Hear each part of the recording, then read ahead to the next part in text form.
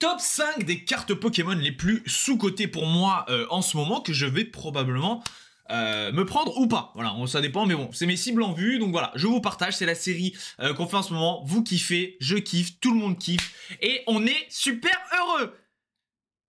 Voilà, ça c'était le sourire, voilà, c'était pour vous faire plaisir, je voulais vous faire celui-là. Allez, on part tout de suite sans plus tarder les gars, on va essayer d'avoir un bon watch time, pour une fois. On part tout de suite, directement, boum bam, on se retrouve sur Card Market. Ok, Card Market les frères. Vous connaissez pour voir les codes des cartes, etc. La première, en top 5, à la 5e position, que je trouve sous-côté, c'est le Maganon.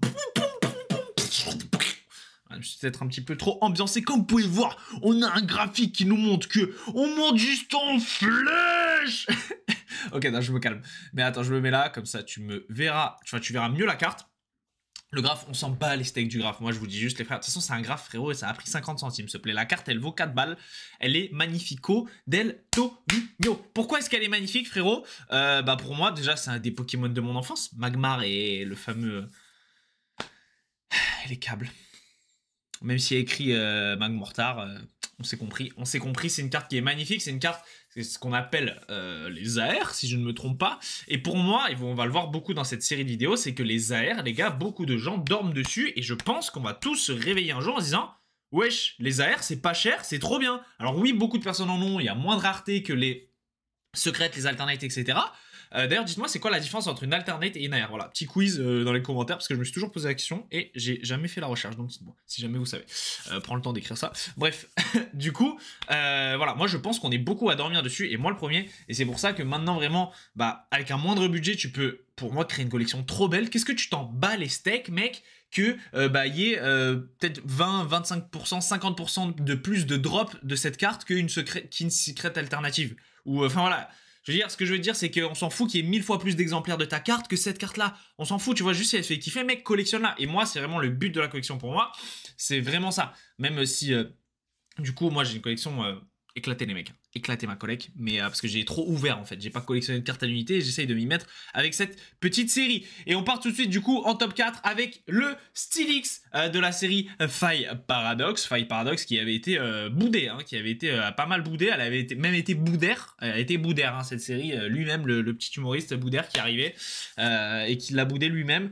On est sur une carte à 27 balles, qui est magnifique. Ok, peut-être que je croyais que c'était un peu moins cher dans ma tête et je l'ai quand même mis dans le top, peut-être. Mais elle a le mérite d'être là, pourquoi? Parce que pour moi, elle répond aux Pokémon emblématiques, elle répond...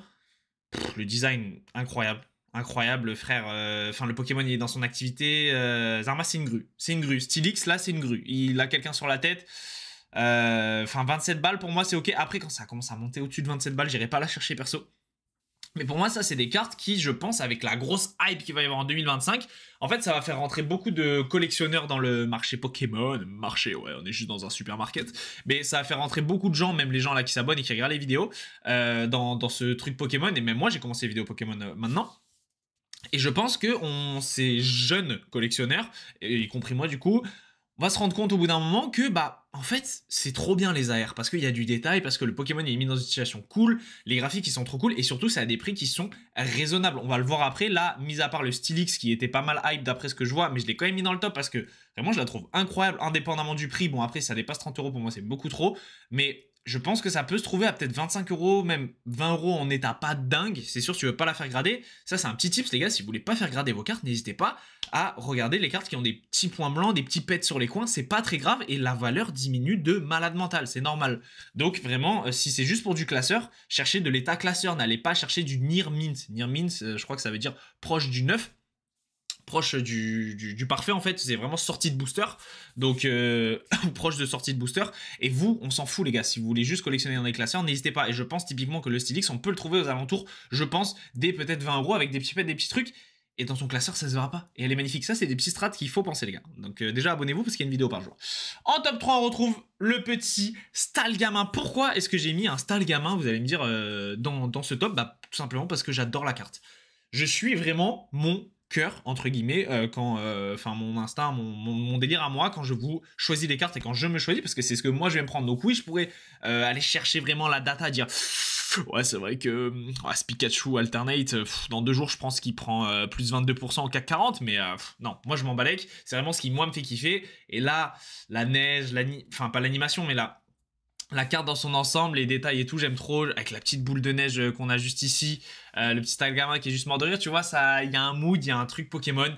Et mec, c'est ça Pokémon, c'est des frissons, c'est de la nostalgie, c'est juste de la bonne humeur. Et mec, quand t'es dans ta carte, t'as pas de problème autour et c'est trop bien. Et je trouve vraiment que cette carte-là, moi, c'est ce qu'elle m'inspire et c'est pour ça qu'elle est dans ce top. En plus, à un prix qui est franchement ok pour moi. Encore une fois, on dort sur les AR, je pense, vraiment, même s'il y en a beaucoup.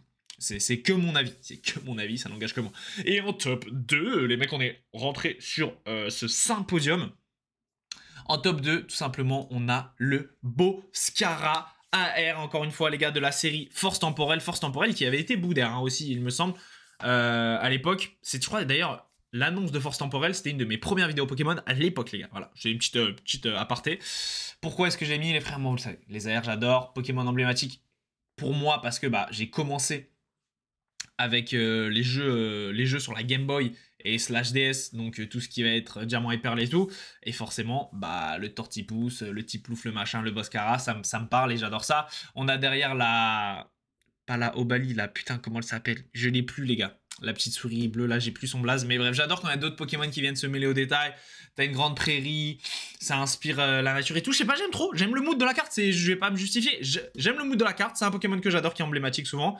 Et derrière, pour moi, c'est largement sous-coté en termes de prix, et c'est le cas pour l'instant avec cette AR, et je pense que dans 1 an, quand on va revenir, on verra que le prix aura bien monté, ou peut-être pas, et c'est le jeu dans Pokémon, les mecs, donc voilà, moi je fais pas ça dans un délire d'investissement, et je vous conseille pas de faire ça non plus, faites-le dans une optique de vous faire kiffer sans vous ruiner, voilà, c'est le but de collectionner pour moi en ce moment, donc voilà, et en top 1, les mecs, en top 1, accrochez-vous, les mecs, allez, les gars, les gars, là, je veux que tout le monde s'accroche, les gars. Parce que c'est une carte, les mecs, qui, pour moi, les frères, elle est sous-cotée, mais elle est bien sous-cotée. Hein. Et c'est tout simplement le Dracofeu radieux de Zénith Suprême. Les gars, on parle, je sais pas pourquoi, on parle, alors oui, peut-être, je sais même pas si elle est holographique, si elle brille ou pas. Mais quand bien même, on parle d'un Dracofeu shiny. Là, mec, je pouvais rentrer, c'était fini. On parle d'un Dracofeu shiny à 7 €, à 8 €, mec. Enfin, je veux dire, gros, je peux pas. Ça monte à 30 € après quand c'est gradé sur du neuf, certes, suivant les sociétés de gradation, mais les mecs, on parle d'un Dracofeu shiny avec un petit décor sympa derrière et tout. Mec, enfin, pour moi, clairement, c'est une carte qui, pour moi, devrait aller chercher minimum le 18 €, 16 €. Après, voilà, la hype, je pense, va faire son travail. Malheureusement. Et c'est pour ça qu'il faut que j'essaye de me la mettre dans la poche avant que ça parte en couille, hein, tout simplement. Donc voilà, les mecs, je veux vous dire, avant que vous partiez, surtout ne partez pas, parce que j'ai des trucs à vous dire, ok, en full cam, boum boum.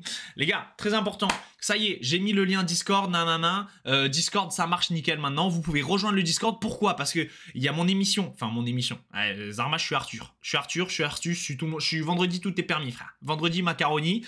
Mon émission, les gars, qui va s'appeler, mon émission, c'est pas une émission, juste mon live Twitch, qui va s'appeler Question pour un dresseur, les gars, où vous viendrez, peut-être il y aura des guests et tout.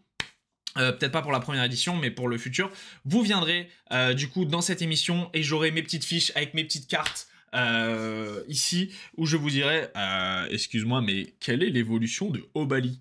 Tu vois, des trucs comme ça. Ou dans la région de Kanto, trouve-t-on ce Pokémon, ou l'autre? Et mec, ça va être trop bien, donc pour ça il faut que vous rejoigniez le Discord, pour cette raison-là, parce que bah si vous voulez participer, et même qu'on parle sur Discord et tout, le Discord va être hyper actif, il va être comme ça le Discord, il va être à fond. Donc vraiment, lien épinglé, il y a le Discord les gars, très important. Deuxième petit truc, très important aussi, c'est tout simplement dans le Discord les gars, postez vos collections. Il y a un onglet collection, un channel, je sais pas comment on dit, un truc collection, et tu postes des photos de ta collection. Alors pas petit à petit, hein, mais tout d'un coup, mais les 4-5 photos d'un coup, et j'y réagirai en vidéo. Ceux qui m'ont déjà envoyé par mail, ne vous inquiétez pas, la vidéo arrive, mais maintenant j'y réagirai via Discord, en live Twitch et tout. Donc les gars, envoyez-moi vos collections sur Discord. Et enfin pour finir, venez me suivre sur Instagram, pas pour ouais que j'ai plein d'abonnés, je m'en balèque, juste pour qu'on arrive à 1000 abonnés et que je crée le canal de diffusion où on peut parler, je vous fais des vocaux pour les streams, etc. Qu'on essaye de vraiment créer un planning de stream ensemble. Et pour ça, j'ai besoin qu'on soit au moins 1000, ce qui, je pense, fera peut-être 50 viewers Twitch. parce que je vais pas stream pour 10 personnes, tu vois. Je peux pas mettre autant d'efforts pour 10 personnes, les mecs, I have to gagner ma vie un petit peu, donc voilà. Bon les mecs, ça m'a trop fait plaisir, je kiffe cette série, voilà, kiffez aussi. On se retrouve très vite, je me suis niqué mon watch time, ça y est, on va dépasser 10 minutes, ah vite, faut que